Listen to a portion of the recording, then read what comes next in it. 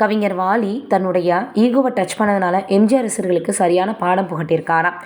1966ஆம் ஆண்டு வெளியான படம் தான் அன்பேவா.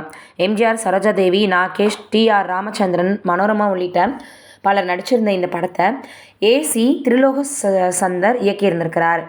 எம்.எஸ். விஸ்வநாதன் இந்த படத்திற்கு இசையமைச்சிருக்கார். இந்த படத்தின் அனைத்து பாடல்களையும் வாலி தான் எழுதியிருந்தார். ஏவிஎம் நிறுவனம் தயாரிப்பில் எம்ஜிஆர் நடித்த முதல் படம். கலர் படம் என்ற அறிவிப்பு வெளியான உடனே இந்த படத்திற்கான எதிர்பார்ப்பும் அதிகமாக இருந்துச்சு. அதே போல் எம்ஜிஆர் தனது வழக்கமான பாணியிலிருந்து விலகி முழுக்க முழுக்க ஒரு காதல் படத்தை நடித்தது இதுதான் முதல் முறை. அதனால் இந்த படத்தின் அனைத்து பாடல்களும் வரவேற்பை பெறணும்னு ஏவிஎம் நிறுவனம் பல முயற்சிகளை மேற்கொண்டிருக்காங்க. இந்த படத்தில் இடம்பெற்றிருந்த பாடல்கள் அனைத்தும் சூப்பர் ஹிட் ஆச்சு. இன்றும் காலத்தால் அழியாத படைப்புகளாக அந்த பாடல் இருக்கு. நான் பார்த்ததிலே அவள் ஒருத்தியைத்தான் நல்ல அழகி என்பேன், நல்ல அழகி என்பேன் பாடல் இன்றும் பலரும் காதலிகளை நினைத்து பாடக்கூடியதாக அமைஞ்சிருக்கு. இந்த நிலையில் நான் பார்த்ததிலே அவள் ஒருத்தியே தான் பாடல் எப்படி உருவாச்சுன்றது தான் இப்போ இங்கே மிகப்பெரிய அளவில் பேசப்பட்டிருக்கு. அன்பேவா படத்தின் கம்போசிங்கிற்காக போகிறதுக்கு முன்னாடி கவிஞர் வாலி ஒரு டீ கடைக்கு போயிருக்கார்.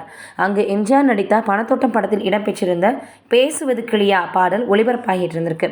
அப்போது எம்ஜிஆர் ரசிகர்கள் 2 பேரும் தலைவருக்கு காலம் எல்லாம் நிற்பது போன்ற பாட்டு எழுத வேணும் அப்படின்னா கண்ணதாசனை தவிர வேற யாராலும் எழுத முடியாதுன்னு பேசிட்டு இருந்திருக்காங்க.